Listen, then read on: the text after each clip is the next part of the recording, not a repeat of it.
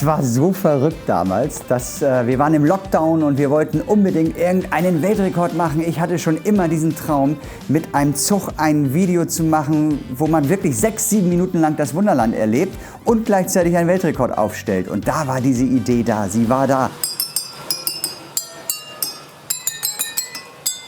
Ist es möglich, mit einer Lok durchs Wunderland zu fahren und links und rechts so Bömmelchen anzubauen und mit über 1000 Gläsern ein Klassik-Medley zu spielen, das dann bestenfalls das Wunderland ganz toll noch präsentiert und viral um die Welt geht. Und das war so verrückt, es war der blanke Wahnsinn, was man da nicht bedacht hat.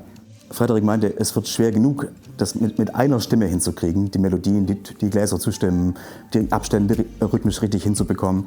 Aber ich meinte, wenn wir Klassik spielen wollen, dann müssen wir vierstimmig spielen. Weil du einfach die Harmonien brauchst, du brauchst Akkorde, du hast Gegenmelodien, eine Basslinie.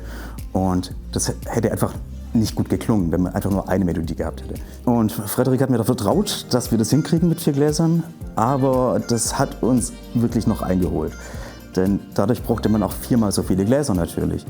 Es ist einfach irgendwo auch ein bisschen Wahnsinn, weil jedes Glas wird nur einmal angeschlagen für einen Ton. Das ist also mit das schlechteste Instrument, was man sich vorstellen kann.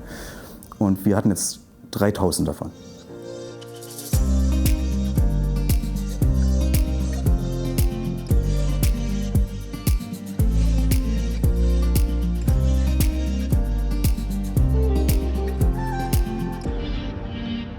Ich habe also sonntagsabends eine kleine Nachricht bekommen mit einer Entschuldigung, dass sich am Wochenende gemeldet wird.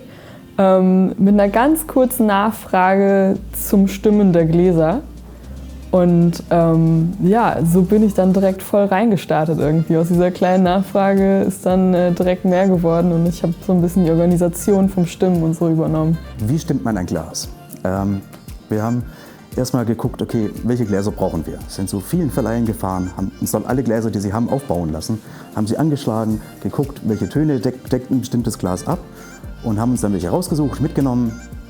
Und erst später, als wir dann gesagt haben, okay, von diesem Glas brauchen wir 50, von diesem brauchen wir 600, haben wir gemerkt, die sind alle unterschiedlich. Ist das dasselbe? Ja. Guck mal. Nee, ne? Und merkst du was? Man hört nicht nur einen Ton.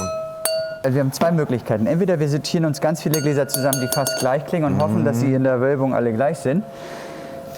Oder du wirst 10 Minuten pro Glas sitzen. Und wenn du 10 Minuten pro Glas sitzt, wenn sie überhaupt übereinstimmend klingen können, Ja. dann kannst du das ausrechnen. Dann sind das 30.000 Minuten Nettozeit. Mit Leuten, die das hören.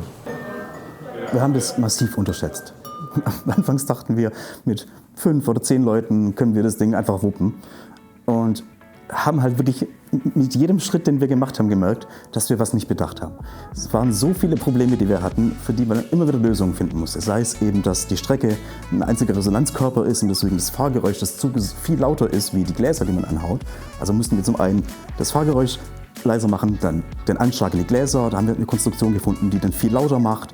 Und die einzige Lösung war einfach, immer wenn wir einen Tag verloren haben, mussten wir ab da noch mehr Leute reinholen, um das wieder aufzuholen. Das war die einzige Chance. Und so waren es am Ende nicht 5 oder 10 Leute, die damit gearbeitet haben, sondern es waren, glaube ich, 60, 70 Leute. Wie viele Leute dann doch da beteiligt waren, das war wirklich unfassbar. Also wir haben auch aus allen Bereichen hier im Wunderland zusammengearbeitet, total zusammengewürfelt.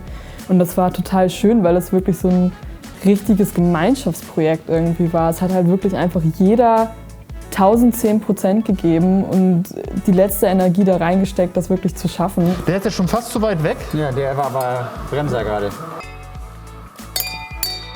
Totaler Widerstand. Merkst du richtig schön im Finger. Lass mich noch mal gucken, das kann doch nicht sein. Wenn das wahr ist, fangen wir wieder an. Neu.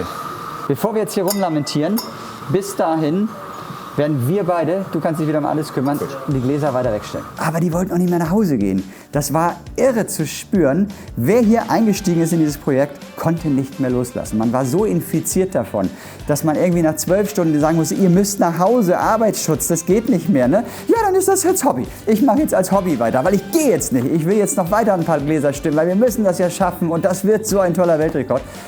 Ich kriege jetzt noch Gänsehaut, wenn ich mich erinnere, wie diese Emotionen auch da waren, wie das ein Team war, was einen ganzen Strang gezogen hat und am Ende diesen Weltrekord aufs Gleis gebracht hat. Das werde ich nie vergessen.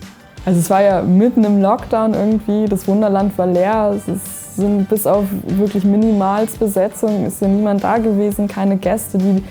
Das Licht war die meiste Zeit irgendwie aus, man ist durch leere Gänge geschritten und dann kam halt diese Idee und dieses Projekt.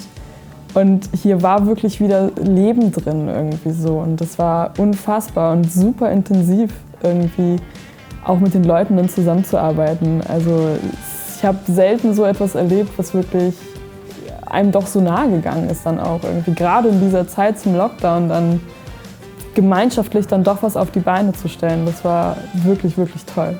Am Ende haben wir da wirklich viel Liebe und Arbeit reingesteckt in das Video. Und dass es am Ende so gut ankam, so um die Welt ging, das war einfach unfassbar. Also das war die größte Belohnung, die man sich hätte vorstellen können.